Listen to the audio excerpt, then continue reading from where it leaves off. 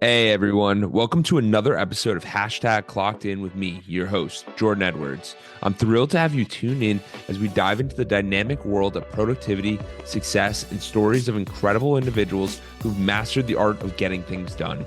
Whether you're commuting, hitting the gym, or just relaxing at home, this podcast is the go-to source for inspiration and actionable tips to level up your productivity game. I'm on a mission to unravel the secrets of those who seem to effortlessly manage their time and achieve their goals. So if you're ready to clock in and unlock your full potential, you're in the right place. We've got a lineup of amazing guests, industry experts, and thought leaders who will share their insights and strategies to help us crush your to-do list and make the most out of every moment. Get ready to get inspired, motivated, and equipped with the tools you need to supercharge your productivity. This is Hashtag Clocked In with Jordan Edwards. Let's dive in.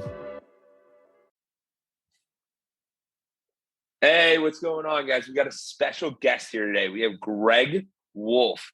He has a story about resiliency, adversity, and jumping on opportunities. He's the voice of the Lightning, USF Athletics, and he's co-owner of Street Lace Marketing. Greg, how are we doing today? I'm doing great, Jordan. Thanks for having me, man. Yeah, I'm really excited to have you on Clocked In and hear your story. And it's a really fascinating one. So where did it all start? Well, it started actually, the journey really started back in 1996-ish, somewhere in that realm, when I was a student at the University of South Florida, was studying mass communications, programming and production was my focus. And I just kind of happened to fall into an opportunity in the radio industry, which really kind of got me my start. Back in that 96 era, there was a lot of great morning radio shows in the Tampa Bay area. And one of them was the Hooters on the Radio show. So like the Hooters brand actually had a morning radio show. It was actually on an AM station, but it was kind of a mix up or a mashup, I would say, of a morning zoo kind of radio program mixed in with sports. It was run by ladies. Lynn Austin, who was the original Hooters girl. The whole Hooters brand, the whole Hooters girl image was based around Lynn Austin. So it was her, it was BL, it was this other girl. And so they were with, their producer, Spaniard. And so it was a crazy morning show, which my brother at the time was working in a restaurant. And that's what the guys listened to in the kitchen. And so as it is in radio, a lot of the times these restaurants have the opportunity to be featured, on morning shows. They bring down food to the crew, they get some mentions, it helps their business, whatever, what have you. And so my brother's restaurant was selected to come down to this morning show and provide food for the crew and talk about the restaurant. So he asked me, knowing, I'm a mass comm major, I'm in USF. He's like, hey, we're going down to bring food to the Hooters on the morning show, Hooters on the radio morning show. Would you want to go? And I was like, sure, I would love to go check this out. And so that's what we did. So we went down to the radio station, and as we're driving to the station, we're listening to them that morning talk about why men don't like to shop. Lynn Austin was married to Daryl Dalton, the baseball player. I want to say that's who she was married to. So again, a wife of a professional athlete. So hearing her perspective on things. So the ladies were on a tangent that morning about why men don't like to shop. Well, growing up, we were in fact like around fashion retail. My mom worked for Saks Fifth Avenue. She worked for Macy's growing up. So we kind of were entwined with the fashion industry through my mom. So we love to go shopping and especially back to school shopping. That was a big thing for us. So growing up, that was just one of the things we loved to do, sneaker shopping. And so when I'm hearing the ladies that morning talk about why men don't like to shop, and it was just like festering in me that these ladies they're so in left field right now with what they're talking about. So we go into the station, we bring in the food, and I'm just kind of enamored at that point because their show sounded so big, like bigger than life on the radio. But when you get down to the station and you get to the studio, there was like 7 people crammed into this small room, and it was like a closet. And I'm like, this is the morning show. Like, I just had this image in my mind of this wide open space, and it just blew my mind. I'm like, this sounds like a massive production when you listen to it, but the reality is it's so small and confined. That kind of blew my mind. So I was enamored by that. But we bring in the food.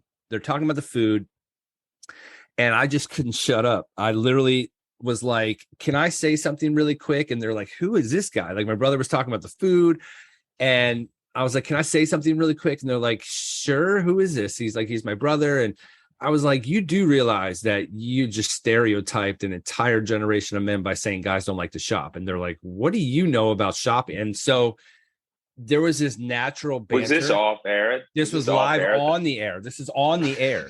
So there's this banter between me and these ladies. Like, who's this college kid trying to school us about the fashion industry? And they were throwing questions at me about designers, and I'm throwing them right back. And again, there was just this natural banter between me and the ladies. And when the break was over, I was like, I absolutely thought that was so much fun. Like, I would love to do this more. How can I?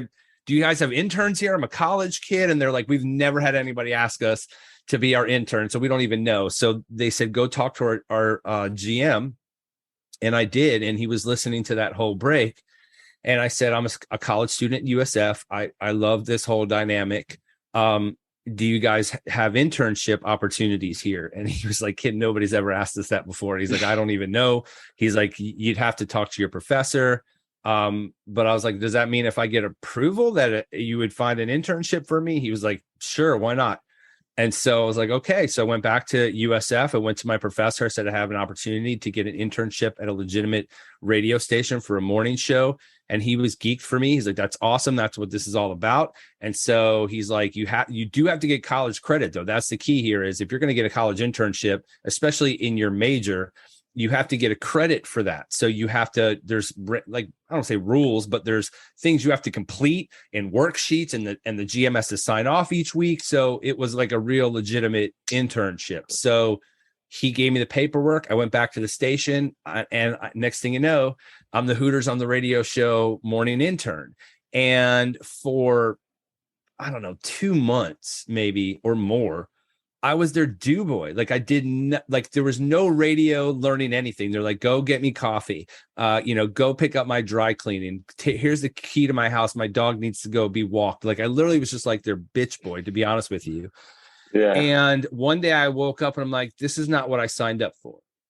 I love the girls. They're funny, but this isn't what I signed up to learn. Right. So yeah, I started saying, I'm going to have to take it upon myself now to start talking to other people, like the producer, the guy that's producing the show. He's running the commercials. He's running the board. I'm like, okay, can I observe you for a while and watch what you're doing and ask questions? And he was super nice. His name was Bill. He's like, absolutely. And he really kind of took me in that regard under his wing and showed me how to do things. And again, this is way before technology. Like, literally, we're talking radio when they had cart machines for sound effects in each song. Yeah. It was literally that. I mean, we're talking, mid to late 90s. So the technology was different back then. So again, I took it upon myself to start learning the different facets of radio, learning how to run a board, learning how to produce a commercial, learning how to run other shows, like on weekend programming, how to turn the mics up and go to commercial breaks. And so I, again, wasn't doing so much with the morning show. I mean, I was there and I was present, but I started learning the behind the scenes stuff. And so finally one day they woke up and said, well, wait a minute, we have an intern and we're doing nothing with this kid. We need to start sending him out to do street goon kind of stuff. And so that's what they started doing. They started sending me out to, and this is how I got my radio name. It's a great story behind that, but they started sending me out to do like embarrassing stuff. We'll get to that in a sec. So I think the really important thing is what you brought up with the initiative, because you're going out there and just jumping on the opportunity of like making up your own internship, and then actually getting there and actually making up like, hey, I don't know what I'm doing here, but I'm going to get something out of this, which is huge. Well, that too. And plus I felt an obligation to my professor with you're supposed to be learning stuff, not just be sitting there for their becking call to have you go pick up their dry cleaning. You're supposed to be learning things about the industry. And that I really wasn't. So I don't want to say I was getting frustrated because I'm like, nobody's going to do this but me. So I need to start figuring other things out. But then that one morning, for whatever reason, they had an epiphany and said, we need to start utilizing Greg and putting him out on the streets to do street bits. And so that's kind of what I started doing. Now I'm going out doing radio stuff out in the public. And there were 2 radio bits. One that got me my radio name, which it still lives on to this day, was back then. And again, this is late 90s. I want to say like 97-ish, maybe, when the big news in Tampa was the half-cent tax. This law passed that would allow them to rebuild what is now Raymond James Stadium, the old Houlihan Stadium where the Buccaneers played. So the half-cent tax bill passed, which meant they were going to rebuild what's now Raymond James Stadium. So on this one particular week, this morning, they had the groundbreaking ceremony for what is now Raymond James Stadium. And so that was the big news. They finally broke ground, and now this thing is going to get underway. So that was the news story the day before. The next day, they said, Greg, we're going to send you out to the site where they did the groundbreaking. Your dad's in construction, right? I was like, yeah. You have a hard hat, you have a shovel, a flannel shirt. We want you to look the part. Okay, so I just said, fine, I'll go do whatever they're asking me to do. So I go out to what is now Raymond James Stadium. And so it was a construction site. There's a trailer, and they still had the tent from where they did the groundbreaking ceremony. The chairs were still there.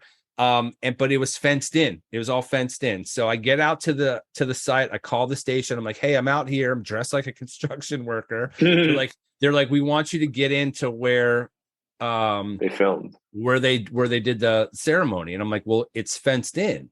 And they're like, well, then climb the fence. And I'm like, okay. So literally throw the shovel over, climb the fence, get into where the groundbreaking ceremony is. And there was a pile of dirt or whatever. And so they're like, just start digging and we'll check back in with you every 15 minutes. And I'm like, okay. And so again, I'm not really understanding the premise of this whole bit, but on the radio after the fact, come to find out, the whole spoof for them was, we all in Tampa had to pay this half-cent tax for the new stadium. So we're sending our intern to go out there and start digging so that we can help this process underway, because Houlihan Stadium is such a dump that we want to do everything in our power to help further along the process of building a new stadium. That was the whole shtick. So we're going to send our intern to start digging now so that they can get construction done faster. I didn't know any of that. I just knew that they sent me out there to start digging. So that's what I did. I was literally out there digging for probably 45 minutes. There was a construction trailer, but like I'm literally in the middle of an area. Yeah. So they called back 3 times, and every time they call back, I'm just digging. And so finally, I see some construction worker come out of the trailer and starts walking over to me. So I call them back. I'm like, guys, we have an issue. Somebody's coming over. They're like, no worries. We'll feed you what to say. Put in your little earpieces. When we had little flip phones, I had a little earpiece thing. So I put the little earpiece thing in. And the guy comes over and he starts going, who are you? What are you doing? And they're telling me what to say. Like, tell them you're with the union. And I'm like, I'm with the union. And so this whole interaction and banter between me and this guy is happening. And for whatever reason, I felt that I had the power of the radio crew behind me, even though this guy had no idea that we were live on the radio and that I was getting fed lines. I felt that was a safety net of some sort. Again, I was a 19-year-old kid. So me and the security or the construction guy kind of get into it a little bit. Like I started mouthing off, like, I don't know you. You're not a part of the union. I don't get your boss out here. He's not going to. So they're like, Greg, cool it. And so he goes back to the trailer, and I was like, they're like, I thought I had won a battle. He's on a phone. And then next thing I know, here comes a police officer. And so I see a cop car start rolling up. I panic and just start running. And so I'm running. Again, this is all live on the radio. And you hear me running like, shh, shh, shh, shh. And then the phone cuts out. It goes dead. And so all of this is live on the radio. So all they know on the air is that the cops are pulled up and Greg is running, and then the phone goes dead. So I didn't know, like, the Bay Area was listening to this thing happen live. So I'm running, and the cop literally pulls up next to me as I'm running, and he looks over. He's like, "Do you want to stop?" And so I'm like, oh my God, I'm going to jail. And so I stopped, and I was almost in tears. And I'm like, I'm sorry, I didn't want to do this. And he's like, what are you talking about? And I was like, the station, they sent me out here. And I underneath my flannel, I had a Hooters on the Radio Show t-shirt. Yeah. So I'm like, it's a Hooters on the Radio Show. It was a prank. They wanted me to start digging. I didn't understand what they were sending me. Like, I'm trying to plead my case to this guy. And he's finally like, he starts chuckling a little bit because he sees I'm about to cry, and he thinks I'm going to jail. And he's like, well, technically you are trespassing. There are signs that say no trespassing, and you jumped the fence. So obviously you're trespassing, and they could, prosecute or press charges. However, I didn't believe it because I was listening to it on the radio. So I had to come by and see it for myself. And so the cop was listening to the whole thing happen. And so he literally was just like, I have to see if this guy's really digging at the site of the So he pulls up. So he was listening to the whole bit. So I'm like, I'm not going to jail. He's like, no, I'm going to give you a warning because it was pretty funny. He's like, but they think you're getting arrested. I was like, what? Because he still had it on as it was happening. So I was like, I'm going to have to call the radio station. He's like, I'm going to probably need to speak to your general manager. I'm like, oh my God. So I called the GM of the station. He's freaking out. Little did I know when all that happened, he kicked in the door live when they're on the radio and said, all of you in my office now. Because he thought I was going, they got me arrested. So I get him on the phone. He's freaking out. Greg, are you okay? I'm like, Jerry, I'm not going to jail, but please tell me the girls think do they think I'm arrested? He's like, yes. I'm like, can you not tell them I'm not arrested? He's like, okay. I'm like, because I'm coming back to the station, but I want to listen the whole way back to what they think is going to happen to them. And so he talks to the cop, they smooth it over. And I'm like, I'm on my way back to the station now, but do not say anything to them. And literally the whole way back, I'm listening to them.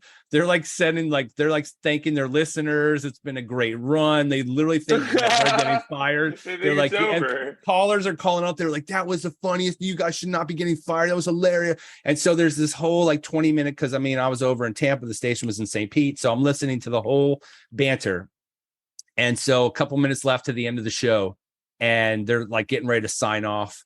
And I kick in the studio door. They're like, what's going on? I was like, you a-holes could have got me arrested. I can't believe. They're like, you're not arrested. I'm like, I'm obviously not arrested, but I can't believe you did that to me. And it was just, it was a legendary moment. And so, but I was scared, crapless, that I literally thought they were going to get me arrested.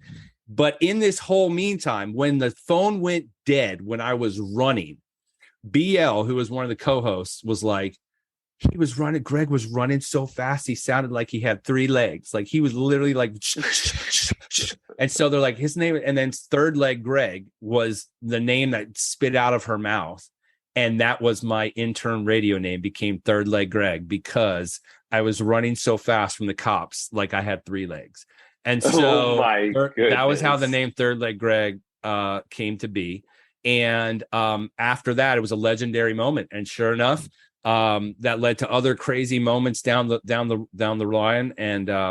And when my internship was up, which again, an internship is only for like a full semester. Yeah. When my internship was up again, I had learned how to run the board. I obviously knew how to produce a commercial. I was helping them out on weekends, like board opping for like some of their paid programming and stuff. So I had learned enough to go to the GM and say, hey, listen, I've seen enough. I feel I've learned enough here. Would you let me do a senior, like a final project, so to speak? And he was like, what do you have in mind? I said, would you let me have my own radio program for 1 hour? I don't care if it's at 3 a.m, just to get one radio program under my belt. Because again, I've produced enough. I've watched enough content. As a project, and again, I don't care if it's at 4 a.m, 3 a.m. I think I know enough about what I've seen to try to do something myself. And he was like, you know what, Greg? He's like, you've absolutely earned it. He goes, I'm going to do you one solid. He goes, I'm going to give you a slot, because this is on an AM station. And back then, this was a brokered radio AM station, which means that no matter if you're a business, a doctor, a legal analyst, whatever, you could pay for airtime on this station to have your program. They have a station that here in Tampa, 1250 WHNZ. So I knew that there were private entities that were, paying for this airtime. So I knew how that part of the business for this station worked. So I said, so he said, I'll do you one better. I'll give you a 1 hour on a Saturday night, 8:00 at night. And you can have this 1 hour time slot I have available. And I was like, are you serious? He's like, it's in 2 weeks.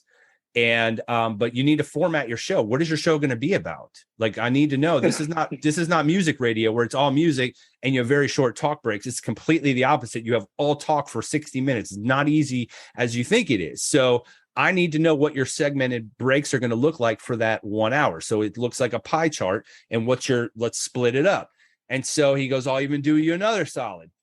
I will let you sell commercials for your 1 hour program, your 1 hour block. I'll give you 3 different commercial stop sets. So if you want to go out and you want to get businesses to sponsor your show and give them paid commercials, you have full reign to do that. I was like, are you serious? Like, how much do you charge for a commercial? He's like, I wouldn't go crazy, kid. You're a college kid on an AM station, so don't go too crazy, but don't sell yourself short either. So he's like, charge somebody $50. I was like, that sounds reasonable. So I literally was so geeked about this opportunity. Oh my God, I'm going to have my own radio show in 2 weeks. Yeah. I literally went to every mom and pop shop in Carrollwood, because that's where I was living at the time. I went to a consignment shop. I went to a pizza parlor. I went to a bagel shop. And I said, hey, I'm a college kid. I have a radio show in 2 weeks on a Saturday. I have commercial inventory. I will give you 2 commercials in my radio program for $50. And you can tell me what you want it to say, write out exactly what you want. I'll have it produced. I'll let you hear it before it ever airs. And I literally got like 8 businesses to give me $50. And oh, wow. Yeah, I took that 2 weeks to go to the station and produce their commercials and sent it to them. And again, I'm a college kid. It wasn't professional by any means, but I knew how to produce a commercial because, again, I learned from Bill how to put music behind it and like do the whole 9. So my very first ever radio show, the Third Leg Greg Show, debuted in 97. And it was on 760 WBDN, and it was the Third Leg Greg Show, which was all about Tampa hip hop. Because again, I'm a hip hop head coming to Tampa. There was no hip hop station in the 90s. I mean, 93.3 FLZ was the only real choice for top 40 music. So I was like, this is where I'm going. I'm going with hip hop. We're gonna play underground hip hop. We're gonna talk about hip hop. We're going to talk about Ybor, because back then Ybor had all sorts of clubs and bars, way more than it is now. It was almost like a Mardi Gras, Bourbon Street vibe here in Tampa back then. So there were so many clubs and so many big DJs. So I would do an Ybor update. Here's what's going on in Ybor this weekend. All the clubs. Here's where your favorite DJs are going to be. A friend of mine from USF, he got a production assistant job for the summer at MTV. I'm like, he would be great to talk to. So I had booked him for the show. I was writing music reviews in college for a hip hop magazine called The Hive. And I was like, I'm going to have the publisher of the hip hop magazine on. So I literally formatted my 1 hour of talk and spliced in those commercials throughout the hour. And so the show was off and running. And it's funny because I listened to it. I have a tape of it and listened to it years later. And it's just awful. It's just terrible. But again, you like say you got to have initiative and start somewhere. So for me, I didn't realize that was going to really be the springboard to my entire career. But I put so much into it. I knew something good will come from it. And so the next, that was on a Saturday night. That Monday was my final day at the station. I asked the GM if he listened to the show. He said, I actually did. He goes, word to the wise though. Next time you may want to have somebody else voice a commercial, which I didn't even think of, because remember, I went and sold the commercials. So I had to produce the commercial. I had to voice the commercial. So when it was Greg's talk show going into commercials of Greg, doing a commercial for a pizza place, doing a commercial for a bagel place, doing a commercial for it was literally my voice the entire hour. Like, he's like, you may want to have a female or somebody else read it, and I wasn't thinking that kind of stuff, but he was right. I'm like, it was literally the Greg show, the entire hour, every commercial, everything. So he said, I listened to the show. It was great. It was great for your first show. It had structure, obviously it wasn't, again, I didn't know what I was doing, to be honest with you. But I said, hey, Jerry, thank you so much for the opportunity. It's been a great experience. I thank the girls. They were sad. They got me a cake and the whole nine. And I was like, just out of curiosity, just humor me this. Since this is a brokered radio station and you do obviously have some available time slots, throughout the weekends or whatever, let's consider this. If I was to be a paying customer, just like this lawyer, just like this doctor, whoever, yeah, how much would you charge me for that hour? Like a legit, like business charge for, I know you got to make money. It's a business. Yeah. Like, what would you charge me though, to do an hour on this station to keep the Third Leg Greg show? And he's like, are you, let's be real here. I'm like, I'm just spitballing here, Jerry. Give me some insight. He's like, Greg, if we were just, we're talking, I would give it to you for like $100. And I was like, okay. And I threw down the $400 that I had made selling those commercials. And I said, can you book me for the next 4 weeks? And he was like, kind of dumbfounded. And he's like, are you serious? I'm like, is the money green? Yeah, I'm serious. I would love to keep this program. And he was like, you know what? Screw it. You've earned it. It's yours. You got the next 4 weeks. But after those 4 weeks, I need $100 every week. I was blown away. I'm like, I did not think that he was going to agree to that. I thought I was going to have to pick up that $400. He was going to tell me it was like $400 or $500 per hour, thinking, not thinking he was going to throw something like $100 out. And so I got to keep the show. And so now the Third Leg Greg show, I'm a college kid at USF who now has a legitimate radio program on a known station because of the Hooters programming. And now I have the Third Leg Greg show. And so I kept it going and started building the show. I started bringing guests on, local hip hop artists. I brought in a live DJ who literally DJ'd. He'd bring his equipment up and put it on the counter in the office. And I had a live DJ mixing. So I took that show to be everything I hoped it and could have wanted it to be. And it lasted for probably, I don't know, maybe 7 months. Wow. I went back to the same mom and pop shops and said, you guys helped me get this program. And I took your money and I reinvested it back into the program. So if you believe in me and this college kid, I would love to continue to give you these commercials and freshen them up and add a female voice or whatever. And a lot of them, because they were mom and pop small businesses, a lot of them kept on. So I now had a commercial base to pay for my airtime and make a little money for myself as well. And so I kind of figured it out a little bit. And go ahead. One of the big things there that I think is so cool is that you started. Like half the battle is just starting, and it's taking the initiative that I'm going to do it. And you go, I have no idea what to charge. I have no idea about anything, but like, if we can make some money and it's green, then we can keep it going. Absolutely. And having also somebody believe in you and somebody who's seen you put in the work. It's not just like it was handed to me. Like I really had to do some crazy things to make that happen, but I wanted it bad enough to say, this is what I think I was meant to do, or like what I want to do. I've kind of learned the niche. So I'm a student at USF in mass comm with now a radio program, and kind of carry that through 97 into 98. First taste of radio business reality. I come to work or go to do my show one night, and I go up to the building and I go up to the door of the office and my key doesn't work. And I'm like, well, that's strange. I'm literally like, let me try it again. And like the key is not working. Yeah. So I'm freaking out. So I call the producer, or I call the GM, Jerry. I call him. His phone's disconnected. Oh my God. Something's going on, right? So I'm freaking out because I'm supposed to be on the air in like 30 minutes. Doors locked. Nobody's in. GM's phone's disconnected. What the hell is going on? I call the producer of the Hooters show. He didn't answer right away. So I am pissed now. No idea what's going on.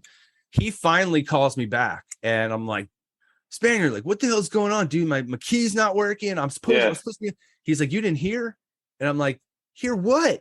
He goes, the station got sold. And I'm like, what does that mean? And he goes, a Spanish broadcasting company came in and they purchased the station. And I'm like, well, what does it have to do with me? I'm like, I'm not understanding, right? And he's like, Greg, the station's sold, which means the keys are in somebody else's hands now. They own the property. And I was like, okay, but what does that mean for my show? And he's like, unfortunately, I don't think your show has a home anymore. And I was like, what? And literally to this day, that station is still that same Spanish broadcasting company. And so that was the end of the Third Leg Greg show. No, you had no you had no idea it was coming. You had no say in the matter. You have, it's just, that's it. Yeah. It's done. So devastating. Now, devastating, right? So I'm without a home. I had no way to let my listeners know who are probably tuning in, and they're like, what is this Spanish music playing? So that was the end of that. And that was again into 1998. And excuse me, in 1998 is when Wild 98.7, which is now Wild 94.1 here in Tampa. But when it started, it was Wild 98.7. It started in the summer of 98. And that radio station started here in Tampa Bay, excuse me, by just playing the song. Good. They just played the song Wild Thing from Tone Loc over and over again every day for 24 hours a day. And it went on like that for probably 2 weeks. And so everybody was like, what? Everybody's like, the buzz was just turn on this 98.7 and tell me if you hear Tone Loc's Wild Thing. And that's all you hear. And literally that's what the buzz in the city was. What is going on in the station? They keep playing Wild Thing and that's all it's playing. Like, what's going on? So people were like tuned in all day long to go, when is this going to change? Are they going to play something else? And so sure enough, this one day, these two like stoner dudes crack the mic and they say, hey, this is Josh and Brian. We are on our dad's boat and we basically took over this signal. And so we're just going to play good music, good tunes, and we're just going to. And so now the city's like, who the hell are these Josh and Brian dudes who are on their dad's boat? And they hijacked like pirate radio, like hijacked the signal. And so they slowly started adding a song here and there. Master P's Make Them Say, like, and so there would just be like a song here and there, and then it would be Tone Loc again for like hours. And so it was such an amazing launch of a radio station because it captivated Tampa to go, what the hell is happening right now? This is not a normal. And now everybody's talking. Now you start to see like vehicles around the city just driving around. They had a large white van that just was spray painted Wild 98.7. We don't suck. And that's all that was spray painted on the van. And the only thing that was in the van were Wild 98.7 t-shirts. And that's all this van did was drive around the city all day long and give away t-shirts. So I happen to see this, and I have radio experience. I'm at college at USF. I did some research and found out that signal was actually owned by a company called Entercom. And Entercom basically took over this signal, and they were launching this new radio station. And the new station was Wild 98.7. And I figured out who the marketing guy was. I got a meeting with him. He said, this is how we're launching the station. Obviously, you found us. Got my backstory to him. And I eventually got my foot in the door on the street team at Wild 98.7. And same thing there, man. I infiltrated every aspect of that business, from the board opping stuff, learning how to run, run programming. Eventually became like a weekend fill-in guy, overnights. And then eventually the night guy got fired at that time and, kind of became the bridge over water until they could find somebody across the globe to come in to take that new position, because it was the hottest radio station at the time. And again, this was probably in 99. The station was developed. It took over the whole city. Yeah. So everybody wanted that job at Wild in Tampa. But when I came into the hot seat to kind of help them out, the ratings started to go up a little bit, and they just kept going up and up and up. And finally I got a deal. I got a 3-year deal as the night show DJ for Wild 98.7. Really? Signed 2 full contracts with them, basically up until 2005, 2006. was when my contract expired. Had the number one arbitrage rated night show in Tampa for almost that 6-7 year run. Wow. Yeah. So the crazy story, how I got to the Lightning from radio, the guy that hired me at the radio station, Mark Gullett, he was the president of promotions. He took a job with the Tampa Bay Lightning 1 year into that radio station's creation, and being on the radio and he being with the Lightning. Over those years, we did promotions all the time together, ticket giveaways. And like when they'd have Lightning Girl auditions, he'd send the girls down. Yeah. So great relationship. So when my contract was up, he's the first person I called and said, Mark, I would love to work with you again. If anything becomes available, please let me know.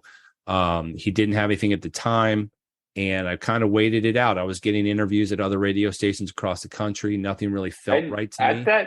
At that time, was radio, because I understand that there was so much transition, because as you're telling this entire story, I'm like, I have a podcast, and this podcast is like, the barrier to entry is so small. You're like, you have to go knock down doors, dig holes, do all this. And I'm like, I just got a Zoom account. Obviously you can see how the technology has changed over the last 20 years. But back then, radio still like ran the world. I mean, that was your only way to get, there was before Napster and all these other music sources, your radio was your option, or TV, MTV. So we were the only outlet at that time. So if that's the career path I was going to go down, to pivot and go away from the industry, because eventually I did get the call from Mark a few months after my contract was up, and I did not accept any other jobs in radio. I literally was like, I don't feel like these are benefiting me. So I took my time, and Mark eventually called and had a position on his staff as a marketing coordinator for the Lightning. And I took that role with him back in 2006. And again, now my foot's in the door. So any opportunity that arises, I'm going to do everything I can to kind of work my way up through this organization. And sure enough, back then, the Lightning had two hosts. They had an in-game host. Her name was Jenny Dean. They had a dude named Todd. And so on this one particular game night, he's away on vacation, or he's away on business. She has a family emergency 2 hours before puck drop. So I hear the director in my boss's office freaking out, like, I don't know what the F we're going to do. We're 2 hours from puck drop. I don't have a host. And again, coming from radio, I understood the mission. So I overhear them talking. I go and knock on his door. I'm like, Mark, you know more than anybody. I'm more than willing to hop in tonight and take the helms and fill in. And he looked at the director. He's like, I don't think you have much choice. Put him in. And so I hosted, I guest hosted, if you will, for a game night, and crushed it, because again, I think it resonated with fans that they could tell how much fun I was having, because I'm one of you. I am a fan just like you are. Yeah. And up until that point, I had never picked up a microphone for the Tampa Bay Lightning. I only had a radio background. I was doing stuff out on the plaza and hosting stuff on the plaza, totally different story. But being a fan myself, and now being the ultimate fan, the ultimate hype guy, getting fans excited about whatever we were doing that night, it resonated with fans. Like, this guy's having fun. He's natural. I dig this. And so that was good for the organization to know, great, if we ever need a fill-in, we have somebody that can be our fill-in. And the very next season, Todd takes a job somewhere else. Jenny Dean gets a job on Bay News 9, and I kind of fell into the role. And so I started hosting for the Lightning, started doing Tampa Bay Storm games as well. So I was doing both. I was the marketing coordinator and the in-game host for the team until 2009. And that is when the Lightning got sold to an ownership group. This is pre-Jeffrey Vinnick, Oren Kulez, Len Berry. And these guys basically had no clue how to run a professional sports organization and started driving it into the ground. They fired every single one of us in the building, and were putting in their own crew and their own assembly of people, which I get, that's how it works. But they fired all of us. And sure enough, it started to crash and burn. And Jeffrey Vinnick comes in 2010, buys the team. And sure enough, he and his executive crew, Todd Lewicki, Steve Griggs, they did a deep dive into fan feedback, fan surveys. And the fans were like, what happened to Wolf? We love that guy. Where did he go? And so what do you do what'd you do in those 3 years after this? After you talk So about that, what'd you do after 09, in 09 when I got fired, I got a phone call from iHeartRadio, Clear Channel Radio, which is now iHeart. Said, we have a job opening in sports radio. You come from radio, you come from sports. We figured this is a perfect position for you. And again, working in marketing for the Lightning, had great relationships with our radio partners. So I'd build some of those relationships. Yeah. So when they had a position open, heard I was no longer with the team, they reached out. They said, we have a great opportunity. I took that opportunity and was promotions director for iHeart for not only 620 WDAE, which is now 95.3, News Radio 970 WFLA and 95.7 The Beat, and was their promotions director for almost 7 years, from 2009 to 2016. And so the Lightning, again, the radio station DAE, FLA, are home of the Lightning broadcasts. So when they came in and said, where's Wolf? They're like, well, actually, he works for our broadcast partners. He's the promotions director. So I got a call that they wanted me to come back, which again, in professional sports, to be asked to come back, especially in like a hosting role, that's kudos to the executives and to Vinnick and Todd Lewicki and Steve Griggs to see that this is what the fans are asking for. If it's doable, let's make it happen. And that was again in 2011. So I've been with the team technically for 15, 16 seasons, without the exception of that year and a half that I was not there. But it was an amazing run, and I loved working at iHeart, but it got to a point where I was like, I don't feel I'm advanced. There's nowhere else for me to advance in this company unless you're in a programming role. There's no like senior directors of marketing for that doesn't exist. So Street Laced was created actually in 06 when I left Wild. My business partner and I, who had a great relationship here in Tampa, he was a record label promoter, if you will. He was a market promoter for a lot of the majors, Interscope, Def Jam, Atlantic, all of the big artists we played on Wild. He was that guy. So he was doing club promos. He made sure all the DJs had the records. He was doing in-store music store promos when we still had music stores. So we had a great relationship. And when my job was up at the radio station, he approached me and said, I could use your help with all the relationships and your musical knowledge in the market and the relationships you have with the DJs. We started talking, and the more we talked, I said, I don't know if I should work for you. I think we should start a legitimate marketing and promotions company together. And I'm going to use the power of the major record labels you have to go get a bunch of small independent record labels to piggyback off the work that we're already going to be doing in the market. Why wouldn't you want to piggyback? If we're already out there laying down the groundwork, we can simply add you to all of this promotion. And it absolutely worked. And we became, that's what Street Lace was. We were lacing the streets with music, making sure that we were all handling all their priorities, whether we were in the hot spots, the clubs, the whole nine. And so that's how Street Lace started. It was a side hustle for my business partner. It was a side hustle for me because, again, I was working for the Lightning, working for iHeart. So Street Lace just over the years just kept growing and bubbling and building from a musical promotions company to what it is now, which is a full-fledged marketing and promotions company. We have over 42 DJs in our network who are either major entertainment or major affiliated as far as radio goes, as far as the entertainment entities, the sporting industries.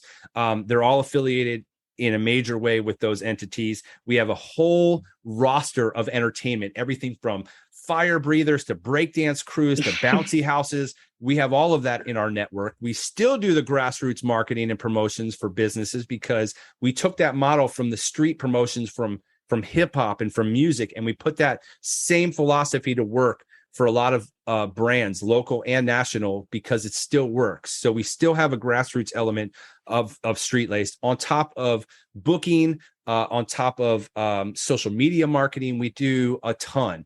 So we both decided in 2016 to take the leap and leave our corporate jobs. I left iHeart. My business partner worked for Delta, and we focused full time on Street Laced. And again, that was in 2016. Wow. And now here we are 6 years later, almost going into our 7th year full time. and the ceiling there is no ceiling for us. I mean, we provide all the entertainment for the Bucks, for Bucks Beach on game days, for the Tampa Bay Lightning, obviously working that relationship, USF Athletics, IMG Academy, the city of Tampa. We've done stuff for the Super Bowl. I mean, you name it.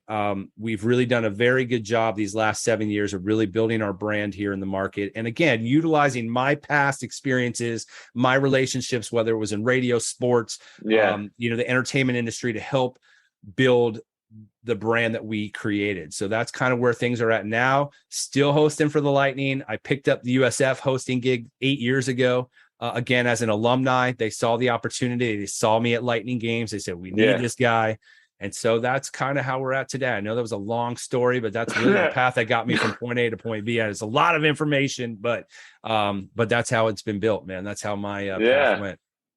It's an incredible story. Incredible. And I love the fact that you just mentioned that you did the side hustle for 10 years. Yep. Most people are like, after a year, I'm giving up. But like, you obviously see the incremental growth, and it's like, well, they want this DJ, they want this DJ, they want this DJ. We know everybody. Like, we'll set up all these deals and we'll set up these things. And even what you mentioned before, if anyone's out in the Tampa Bay area, they probably are associated in some way with your organization. They are. Whether you've been at a Lightning game, a Buccaneer game, you've been at a City of Tampa event from like Gasparilla Music Festival or Pig Jig, or the Friends of the Riverwalk a Halloween trick or treat family-friendly event, which is coming up in literally like 2 months. We're involved in all of these events, like you said, whether from a DJ standpoint, it could be our balloon artist out there, our face painter. We could have been the ones that booked that bouncy house. We could have been the ones that put the flyers or the posters up at the gym that you work out at. So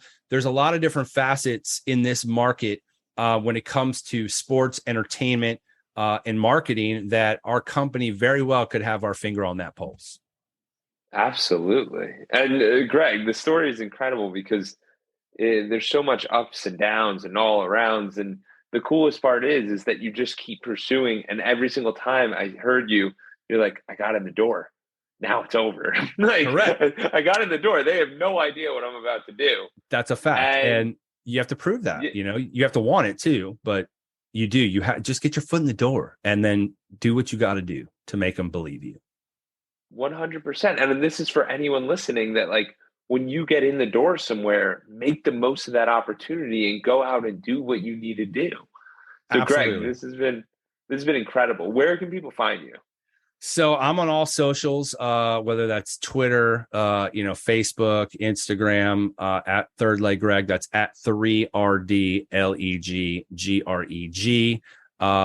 Of course, you can always find Street Laced. We're open 24/7 online at streetlaced.com. That's LACED, almost like you're lacing up your shoes, Street Laced. So that's our business website, but we're also on all the socials as well. Just search Street Laced, and you can find us on all the socials, see all of our involvements. We have some great stuff on the website as well, as far as entertainers. Like, okay, let me check these guys out and see, what they really have, or like, what are the DJs that are a part of our crew? It is all on the website for you to check out. Yeah, and I'll leave all those links in the bio. Thank you so much, Greg. This has been awesome. Thanks for having me, Jordan, and I appreciate it. Go Bolts. Hockey season's right around the corner, baby. Thank you for reaching the end of the podcast. For that, we'll give you a complimentary coaching session in the link below with Edwards Consulting. Hope to see you there, and have a great day, and keep clocking in.